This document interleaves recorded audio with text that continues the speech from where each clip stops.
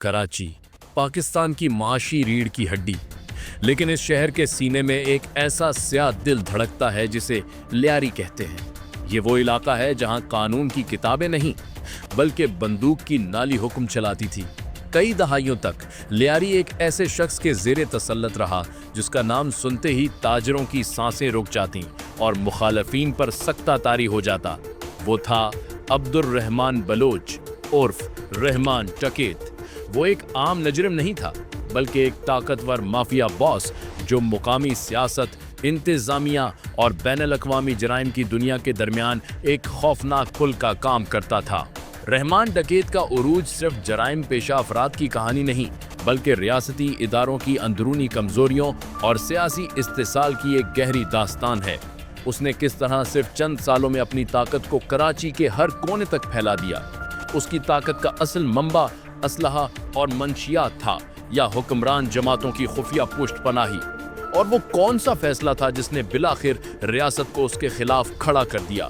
आज हम रहमान डकैत की जिंदगी, उसकी जराइम की सल्तनत की बारीक तफसीलात, उसके सियासी गठ जोड़ के पुरअसरार इंकशाफात और उसके खून रेज अंजाम के तमाम सनसनीखेज और अहम तफसीलात से पर्दा उठाएंगे। ये कहानी आपको शहर के तारीख तरीन राजों तक ले जाएगी।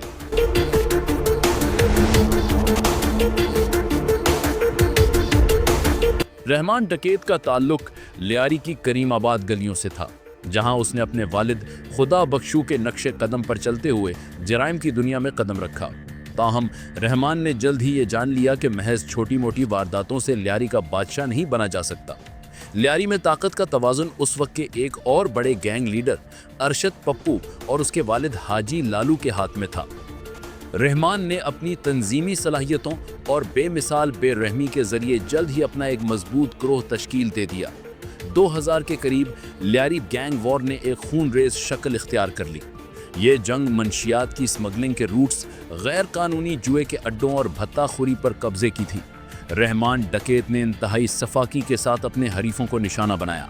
उसकी जंगी हिकमत अमली बेरहमाना और गैर मुतवक्के थी। उसने अकबर गुज्जर के ग्रोह को ख़त्म करके लियारी पर अपनी धाक पिठाई, लेकिन उसकी ताकत का असल टेस्ट अरशद पप्पू के खिलाफ होने वाली वो जंग थी जो बरसों तक लियारी के गली कूचों में खून बहाती रही। रहमान और अरशद पप्पू की ये ज़ाती अदावत दरअसल लियारी के कंट्रोल की जंग थी। रहमान डकैत की ताकत का सबसे अहम सतून सियासी तहफ़्फ़ुज़ था। वो जल्द ही एक बड़ी सियासी जमात का गैर एलानिया फ्रंटमैन बन गया। उसने लियारी में इस जमात के लिए खौफ और धौंस का इस्तेमाल करते हुए वोट बैंक को महफूज किया, और इसके बदले में उसे हुकूमती और पुलिस इदारों से मुकम्मल छूट हासिल थी। ये वो दौर था जब पुलिस के आला ओहदेदार भी रहमान के इशारों पर नाचते थे। तहकीकात में बाद में ये इंकशाफ हुआ कि रहमान को कई अहम पुलिस थानों और महकमों में अपने वफादार अहलकारों की तैनाती का इख्तियार हासिल था।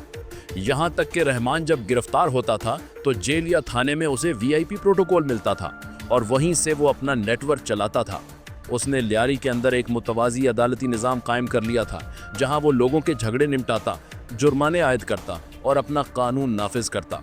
लियारी के लोग कानून से ज़्यादा रहमान के फैसले को मानते थे, क्योंकि वो जानते थे कि रियासती इदारे उनके खिलाफ कोई कार्रवाई नहीं कर सकते। रहमान डकैत की जराइम की सल्तनत सिर्फ भत्ताखोरी तक महदूद नहीं थी, वो एक बैनुल-अक़वामी जराइम पेशा नेटवर्क का हिस्सा बन चुका था।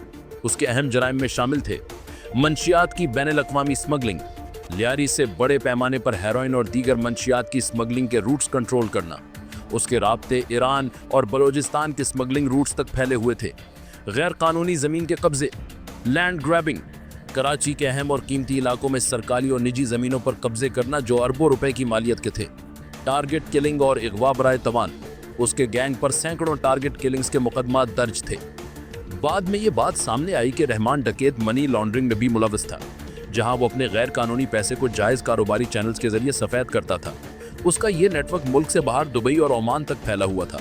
वो अपने नाम पर तो कोई बैंक अकाउंट नहीं रखता था, लेकिन फ्रंटमैन और शेल कंपनियों के जरिए अपनी दौलत को छुपाता था। इसका मतलब ये था कि रहमान अब सिर्फ एक मकामी डॉन नहीं बल्कि एक ग्लोबल खतरा बन चुका था, जिसे नज़रअंदाज करना मुल्क की मईशत और सलामती के लिए नामुमकिन था। 2008 के बाद मुल्क में सियासी और इंतजामी सतह पर बड़ी तब्दीलियां आईं। सिक्योरिटी इदारों पर आलमी और कौमी दबाव बढ़ रहा था कि कराची को गैंग वॉर से आज़ाद कराया जाए। उस वक्त की हुक्मरान कुव्वतों के लिए रहमान डकैत अब सियासी असासा नहीं बल्कि सिक्योरिटी बोझ बन चुका था। इंटेलिजेंस इदारों ने खामोशी से रहमान के नेटवर्क को तोड़ना शुरू कर दिया। इसके कई करीबी साथियों को खुफिया ऑपरेशंस के जरिए गिरफ्तार किया गया। रहमान डकैत को एहसास हो गया था कि उसके सियासी सरपरस्तों ने उसे छोड़ दिया है। वो फरार होकर दुबई में पनाह ली, जहां वो अपने बैनुल-अक़वामी रवाबित इस्तेमाल करके अपना नेटवर्क चलाने की कोशिश करने लगा। लेकिन इंटेलिजेंस एजेंसियां उसके पीछे थीं और दुबई में उसकी नकलो हरकत पर नजर रखे हुए थीं। ये वो मरहला था जब रहमान की तकदीर का फैसला हुआ, जब उसे मुल्क के अंदर मौजूद एक बड़े सिक्योरिटी खतरे के तौर पर निशाना बनाने का फैसला किया गया। 9 अगस्त 2009। रहमान डकैत को अपने सियासी ताल्लुकात पर ज्यादा एतमाद था, जिसकी वजह से वो खुफिया तौर पर वापस कराची आया। उसका ख्याल था कि वो अपनी ताकत को दोबारा बहाल कर लेगा, लेकिन इस बार रियासती इदारे पूरी तरह से तैयार थे। रहमान डकैत को एक इंतहाई खुफिया और पोश इलाके अवान गार्डियन वैली में ट्रेस किया गया। सिक्योरिटी फोर्सेस, जिसमें रेंजर्स, पुलिस के स्पेशल दस्ते और इंटेलिजेंस एजेंट शामिल थे, ने एक खामोश मगर फैसला कुन ऑपरेशन का आगाज किया। उनका हदफ किसी भी शहरी नुकसान से बचते हुए रहमान डकैत को गिरफ्तार करना या ख़त्म करना था। फोर्सेस ने घर का मुहासरा कर लिया। रहमान डकैत ने हथियार डालने के बजाय मज़ाहमत का फैसला किया और अपनी टीम के साथ फायरिंग शुरू कर दी। ये एक सख्त और मुख्तसर मुकाबला था। सिक्योरिटी फोर्सेस की प्रोफेशनल महारत और फैसला कुन फायरिंग ने रहमान डकैत और उसके नायब कमांडर फ़हीम कमांडो समेत कई गैंग मेंबर्स को मौके पर ही हलाक कर दिया। इस ऑपरेशन के बाद रहमान डकैत के कब्जे से न सिर्फ मौदरस असला बरामद हुआ, बल्कि कई खुफिया रिकॉर्ड्स भी मिले, जिनमें भत्ताखोरी के अकाउंट्स और सियासी रहनुमाओं के साथ उसके मुबैना रवाबित की तफसीलात शामिल थीं। रहमान डकैत का खात्मा सिर्फ एक मुजरिम की मौत नहीं था, बल्कि कराची में कानून की बालादस्ती की तरफ एक अहम कदम था। इसके बाद लियारी में उज़ैर बलोच का उरूज शुरू हुआ, लेकिन ये एनकाउंटर एक वाज़ेह पैगाम था कि रियासत अब किसी भी गैंगस्टर को बर्दाश्त नहीं करेगी। रहमान डकैत की कहानी आज भी कराची की सियासत और जराइम के पेचीदा ताल्लुक की अलमनाक गवाही देती है। ये थी तख्ते लियारी के सुल्तान की मुकम्मल दास्तान। अगर आप लियारी गैंग वॉर के दूसरे बड़े किरदार उज़ैर बलोच के उरूज, उसके इंकशाफात और उसकी पकड़ धकड़ की सनसनीखेज तफसीलात जानना चाहते हैं तो कमेंट्स में ज़रूर बताइए। हमारी अगली वीडियो में हम इस खतरनाक लीडर की कहानी लाएंगे जिसने रहमान डकैत के बाद लियारी पर हुकूमत की और जिसके ताल्लुकात मजीद बैनुल-अक़वामी सतह तक फैल गए। देखते रहिए।